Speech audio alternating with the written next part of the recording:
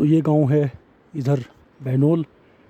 और जो ये SJVN का प्रोजेक्ट आया है, इससे आने से पहले, क्योंकि अब तो ये पुल बन गया है तो लोग उधर उस पुल को पार करके आते हैं, लेकिन इस प्रोजेक्ट के आने से पहले इस गांव का रास्ता पैदल का इधर से था मेन। और यहीं ये गेट भी बना है पैदल के दिनों का।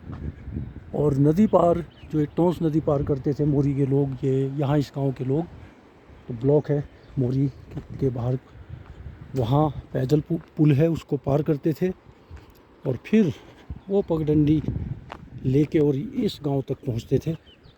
सड़क से नहीं जुड़ा था, अब ये SJVN के प्रोजेक्ट के बाद सड़क से जुड़ा है। तो आज मैं इस गांव का वही एक पुराना जो सदियों का पैदल रास्ता था, उसी रास्ते से चल के और मैं एक दूसरे गांव पहुंचूंगा, बेई।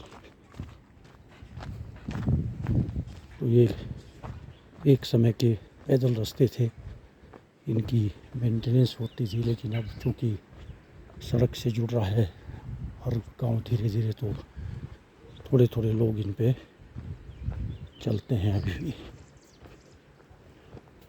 नमस्ते जी। नमस्ते जी। और क्या लिया है ये? अच्छा, बकरी के लिए। अच्छा, तो यह है ग्रामीण जनजीवन। और ये वो ट्रेडिशनल पैदल का रास्ता गांव के लिए हुआ करता था। पुल भी था।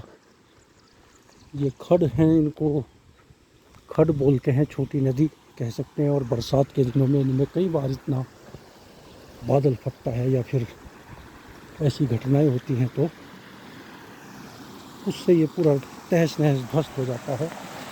तो अभी इस तरीके से इसको पार करके और फिर वो मिलेगा हमको पैदल रास्ता।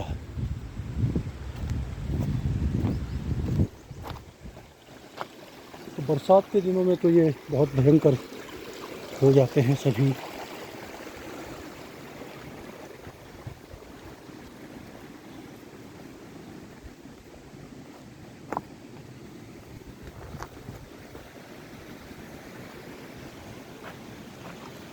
छोटी छोटी धाराएं हैं, अभी तो इनको पार करना आसान है, लेकिन जब ये बरसात का समय होता है तो फिर इनका पानी बढ़ता है। तो अब इस खड को पार करके हम पैदल के रास्ते पे पहुँचे हैं। और ये पीछे छूटता हुआ गांव बैनोल, ये पुल भी था जो टूट गया है। और एक समय के ट्रेडिशनल रास्ते सदियों पुराने यही थे, जो गांव सड़क से नहीं जुड़े थे, लिमिटेड पुल होते थे। अब इन पे कम ही लोग चलते हैं, लेकिन यह है कि इमरजेंसी के लिए ये जब सड़कें बंद हो जाती हैं तो फिर ये रास्ते लोगों के काम आते हैं।